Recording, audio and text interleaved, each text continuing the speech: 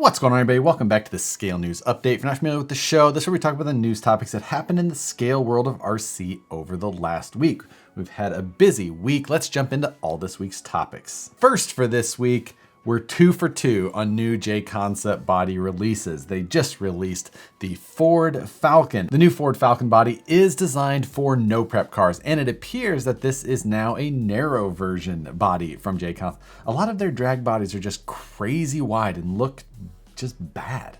This one at least appears at this point to fit standard DR10 and narrowed slash style drag cars like most of the market has gone to at this point. And I think that this is only the second Ford body option other than the Ford Mustang Fox body that J-Concept offers. So I don't know that there's any Proline Ford bodies, or maybe there is from some of the other smaller body makers, but pretty few for you hardcore Ford fans. At the time of filming, it doesn't look like this body has been added to J-Concept's site yet, but I assume that it will hit very soon. So keep an eye on that. If any information does pop up before I finish editing this video, I'll make sure and put it in the description below, as well as links to the rest of today's stories. Next, we've got one more drag body to talk about. Proline teased the C10 Chevy drag body not too long ago with just a kind of a sneak photo. They've given us one more view of that truck, but still hasn't hit the website. This one taking a little bit longer than Proline's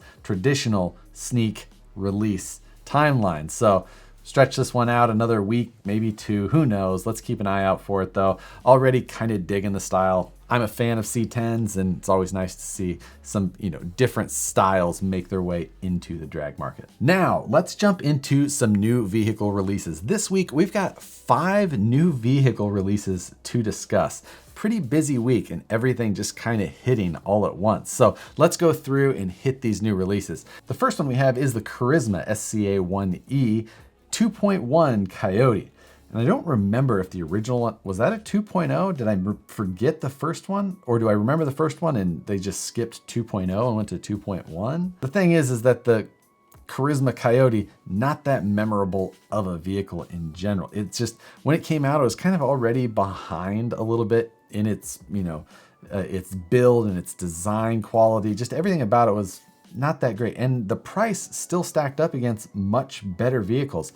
And now with the 2.1, looking at all of the details they've thrown into this new truck, it's still behind. It's not at the same level as some of these other trucks that are out now. Some things that they did say that they changed is they decided to update the gearing. Now they say it's got a 5 point something to 1 gear ratio in it now, but they don't say where that gear ratio is. I don't know if that's in the axle alone. If so, that's pretty deep, and I don't know what size pinion they're running in there, or if that's in the transmission or what, but that's definitely not enough gear ratio if they're talking total truck. So who knows what they're after there. Next, they talked about a new transmission that they put in using counter-rotating front to rear shafts. That's just not how the physics of it work in the real world. In the end, it's more of the same. This truck, pretty much the same price as a lot of other options on the market, and it just doesn't really seem to stack up against them, not in what it is out of the box, nor what it offers in aftermarket possibilities down the road. Now let's talk about this next one, which is called the RC Sherp. Now, if you've never seen videos of the full-size version of this, they hover around social media and YouTube. You see this very large tired vehicle go through snow and mud and water. It floats, it kind of just rides on top of the terrain in general.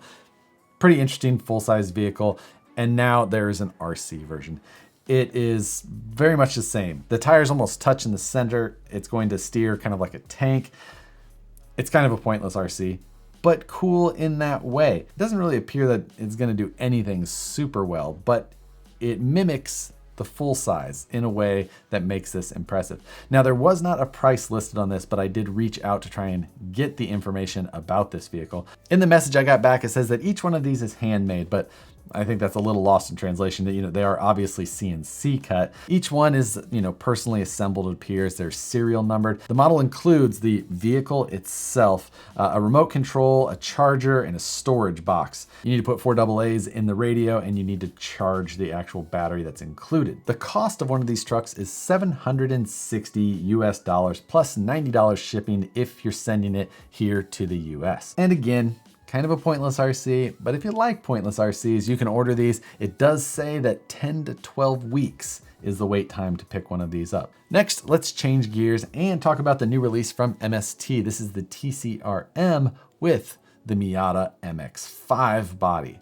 Now, Miata's not necessarily the coolest cars. However, it seems like kind of a fun RC to have. The TCRM chassis is a pretty adaptable chassis. You can run it front wheel drive, rear wheel drive with mid motor, rear wheel drive with rear motor. So you can kind of change it around, put it and set it up exactly how you want. This looks like kind of a fun chassis kit, you know, with the MX-5 body. I think would be fun to own as well. I don't know why. I still think a Miata is cooler than a Yaris, even if just barely.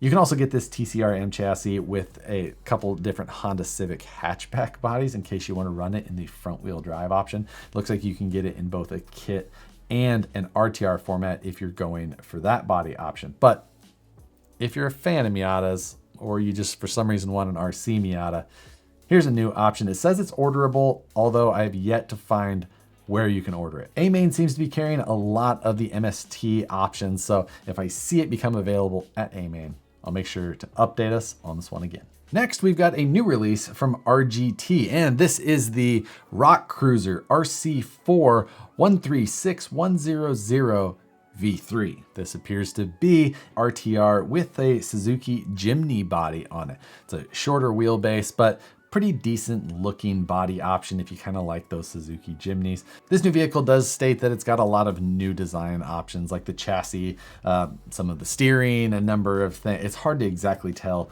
what specifically they're saying is new from any of their previous models like the 136100 V2 or the V2.1, who knows? But on a high level, again, it's one of those vehicles that not quite the full spec build that you would expect to see from, you know, the bigger name brands or things like that. It's got steering on axle still. It does have 1.9 beadlocks on it with kind of some Falcon style looking tires. The body itself has a number of hard molded plastic details on it though for added scale style. It looks pretty good. The body also has like a separate shell that goes on top of the roof itself, not the actual rack, but like the black portion of the body is a separate piece.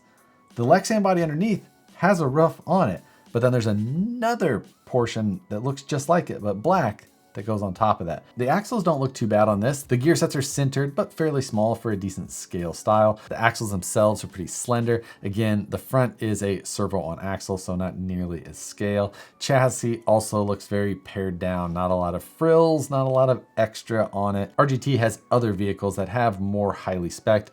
This is one of those ones that you normally see on somewhere like Banggood for a decent amount less than, you know, what you would call like a prime name brand vehicle here. I'll link to RGT's website where you can find all of the details about this new model. Next, we've got a new release from Cross, and this is the FC6.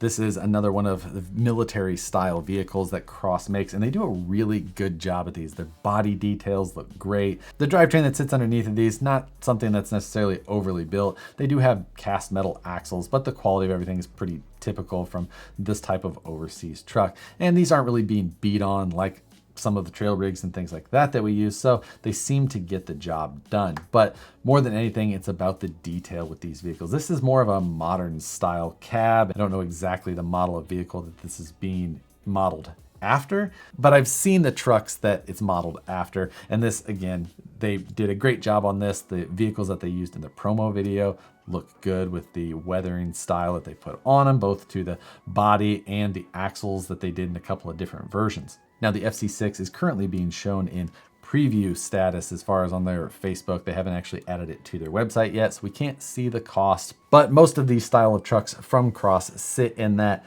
$500 to $800 range, depending on the bed and how much detail and things like that. I imagine this is going to sit slightly on the higher end of that with the bed options that they have, the axles on this with the pass-through transfer case on the center axle. There does appear to be a lot to it, so expect to see something in that range. And if you're interested, you have to keep an eye on Cross's website. So it was a busy week for new vehicle releases in the middle of January. Who'd have guessed it? But next, let's jump into the rest of this week's stories. First, An update on the King of the Streets, that RC drag race event that's going to happen at the end of February in Las Vegas. Now, previously we had discussed the pot for that race, which was like $23,000. And then Tekin had added a $5,000 contingency if the winner was running Tekin Electronics. And now we've got even a couple of more companies that have added to that. First, Gensace is adding $1,000 cash. If the winner of that event is running a Gensace pack, they'll get some extra cash put in their hand, as well as MKS Servos throwing in another $1,000. A lot of contingency money being put into that event. The winner of that event could have a healthy stack of cash to hide during their drive home. Best of luck to the racers at that event. And again, if you're not familiar with that, that's going to be happening at the end of February at the Speed Vegas facility. So check that out if you're interested. Next, I wanted to talk about a few items that we've talked about in the news in the past, but are now available for actual purchase and shipping, not just being talked about, but actually available. The first one is Tamiya 2CV Rally Kit.